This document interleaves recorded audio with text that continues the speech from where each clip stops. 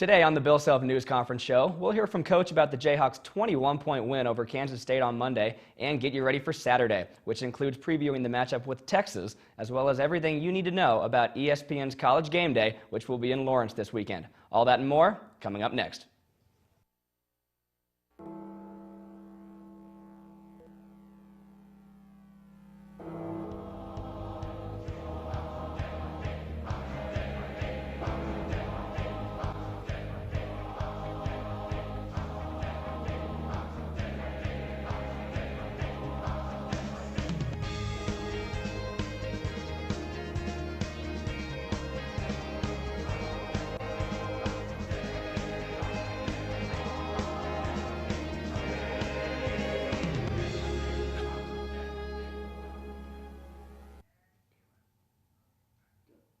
Thanks for joining us today. I'm Matt Gasper. Well, 2 weeks ago, Kansas was on a roll. The Hawks were an undefeated 7-0 in Big 12 play and had a 2-game lead in the conference race. Then, the worst 7-day span in the past 8 years of Kansas basketball occurred. The Jayhawks lost 3 straight for the first time since 2005, including a horrendous loss at TCU, a team who's winless in conference play beforehand. And the Hawks then quickly fell to 7-3 and 1 game back of in-state rival Kansas State. Luckily for Kansas, the Wildcats came to town on Monday in front of a raucous and energized Allen Fieldhouse. Don't try to let Coach Self tell you that winning the Big 12 isn't important. Everybody around here is judged on the postseason. Everybody around here is judged on the postseason. And the league titles in past years, don't you guys feel like they kind of take second place to everything else? I mean, we won 8 in a row, but hey, it's, what have you done for me in postseason? We understand that. But now that we're tied for the first, oh God, the sky's falling if you don't win the league. When later on you guys are going to say that, well, it really doesn't matter as much. But it matters to our players and it matters to our staff, and I know it matters to the fans too. And certainly we care so much about it. We've obviously made an emphasis of it to be the best in our league for a long time, or the guys wouldn't experience as much success as they have. But I'm not putting pressure on the guys to win the league. I'm putting pressure on our guys to get better. And if we get better, hey, I think wins and losses take care of themselves. As Elijah Johnson's offensive struggles continue, the Jayhawks have, at times, gotten quality minutes from backup point guard Nadir Tharp. Tharp played a season-high 27 minutes against Kansas State on Monday, and although he was just 3 of 9 shooting for 7 points, he dished out 8 assists and played lockdown defense against the Wildcats' leading scorer, Rodney Magruder. The thing about it, Nadir's had some great games, and then he's had some games where he didn't play quite as well. And a lot of Nadir's situation, I think, is whether or not he's in aggressive mindset, aggressive mode. He drove the ball and got guys shots the other day. There's a lot of times during league play we have not gotten teammates shots. So I think him just staying aggressive, because he is fast and he is clever and he's good with the ball and he's got good vision and he can make a shot. He just needs to be aggressive and drive it, and then let that set up everything else. And it's amazing to me, you play well on the offensive end, it pumps energy up you or in you, and the next thing you know, he's become a really good defender. He did a great job on Rodney the first half, terrific job on Travis, and Elijah got a couple of fouls. Tharp realizes the importance of attacking the basket. If he continues to do that, look for his assist numbers to stay high.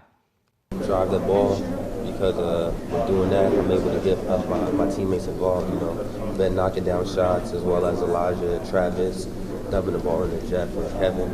So, with me being aggressive and getting myself into the game, we'll be able to expand things and be able to get everybody else involved. So that's just basically what he's been telling me. On Monday, the Jayhawks big man, Jeff Withey, broke Greg Ostertag's record for the most block shots in a career at Kansas. Withey had 5 blocks against K-State on Monday and currently has 263 for his career. With 2 more blocks this Saturday, he can break the Big 12 record that is currently held by former Texas center Chris Mim. Withey also collected his 8th double-double of the season on Monday with 17 points and 10 rebounds. One of Jeff's biggest plays was a powerful slam on Wildcat forward Jordan Enriquez. Here's what Withey had to say about that dunk. Something that, I need to do just to help me get fired up, my teammates get fired up. And, after losing 3 in a row, I was pretty mad just going into that game, obviously. But, it is something I'm trying to build on. And,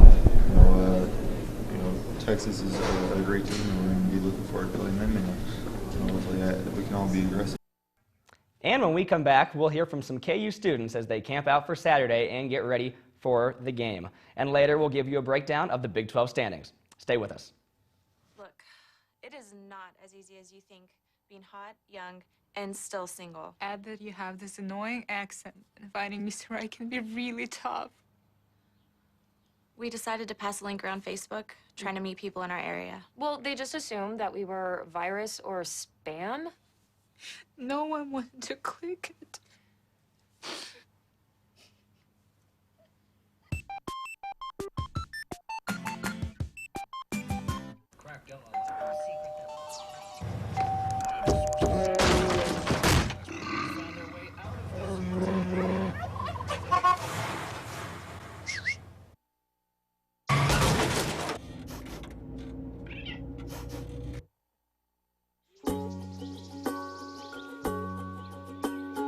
Getting closer to nature can get you closer to your family.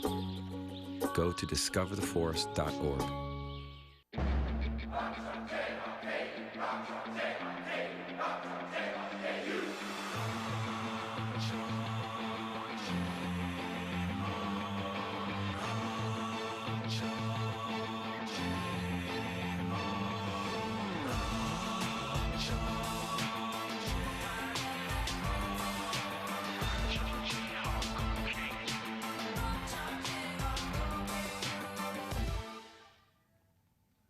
And welcome back. Last year, Kansas won the Naismith Student Section of the Year Award. This year, KU is once again in the running. The Hawks are currently in 6th place, and voting ends on February the 22nd.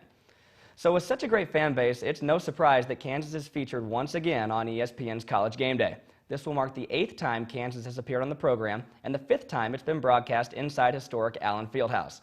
Like many KU fans, Coach Self is also happy to welcome the Game Day crew back to Lawrence. Yeah, game day, yeah, it's great. It's an infomercial for your school for 12 hours or whatever it is, and maybe 14 hours.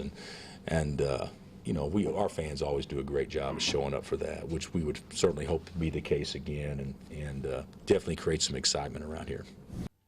The Kansas Jayhawks have been known for having one of the most exhilarating and historical pregame videos in all of college basketball. Jayhawk legends from Dr. James Naismith and Wilt Chamberlain to Paul Pierce and Thomas Robinson are shown to fans inside the always sold-out Allen Fieldhouse before each game. But no player or highlight gets a bigger ovation than Mario Chalmers after he sinks his game-tying three in the 2008 National Championship.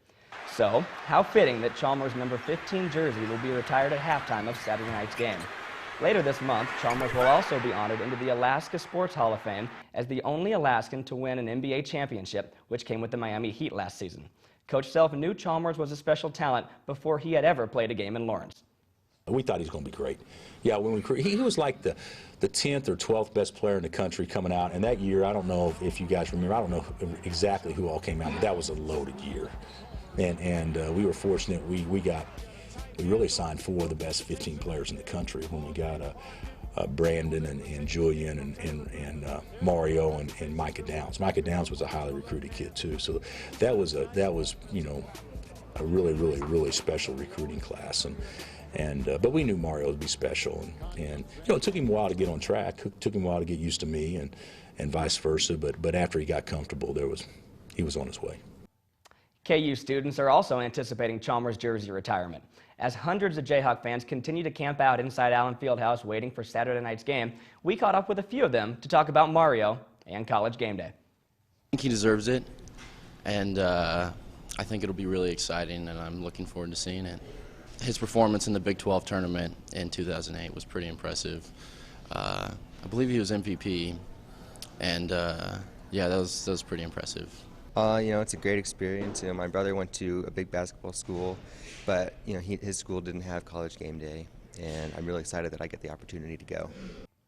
Coming up after the break, we'll explain how Mike Kabongo, who didn't play against the Jayhawks last month, could be a big factor on Saturday. And we'll tell you everything you need to know to show your Jayhawk pride at College Game Day. We'll be right back. Where you go to college makes a statement about you. This place will become a part of you, your identity for life.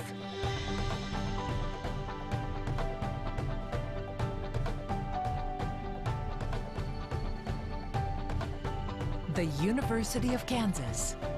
A great place to be you.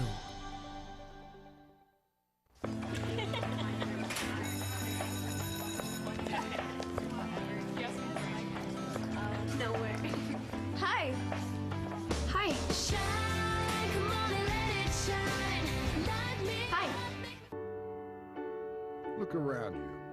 1 in 4 kids in the U.S. faces hunger.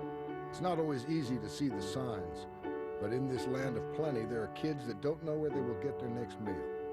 Join Share Our Strength in Food Network and take the pledge to end childhood hunger here in America by 2015. Learn how at nokidhungry.org. Their next meal could come from you.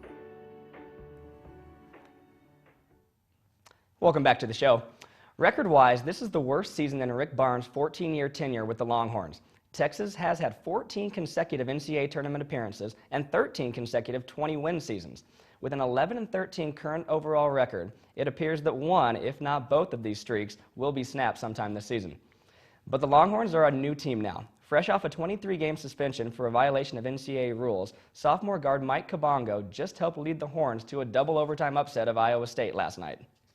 Well, they look good to me. You know, Kabongo definitely makes a difference from a speed standpoint, and they can play he and Felix together. And McCollum took over down the stretch. I thought they looked really good. We know how good Iowa State is, and Iowa State, you know, they scored the ball against them. It's just that Texas performed so much better offensively. I thought they looked like a really good team. Now in a three-way tie, the Jayhawks' pursuit of a 9th straight regular season conference title won't be easy. With 7 conference games remaining and 4 of them being at home in the Fog, you'd think KU would be in great shape to pull away in the conference. But there's a problem. These 4 home games, including Saturday's matchup with Texas, are against the 4 worst teams in the Big 12. In fact, none of them have an above 500 record on the season. The 3 road games include a trip to Oklahoma State, who beat the Jayhawks in Lawrence, a trip to Hilton Coliseum, where Iowa State hasn't lost all season, and a senior night game down in Waco against the Baylor Bears. Coach Self and the Jayhawks know firsthand just how tough this league really is. I'm not surprised at all. I've said all along that our league was better than what people on the outside gave it credit for being, and it's true. I mean, we got a chance to get a legitimate shot to get at least 60% of our teams into the NCAA tournament, which is you know, is the ultimate goal of every league, to get as many teams in as possible. So I think we're right where we need to be from that standpoint. I'm disappointed that the parity has come at our expense a little bit, because we were, you know, obviously in great shape at 7-2. I mean at 7-0, and then you know, 2 weeks later you're 8-3. But league's good, and certainly to win the league, whoever's going to win it has to play their best ball down the stretch. There's no question about that. But you know, our path is probably as tough or tougher than anybody else's. So it'll take a great effort on our guys' part.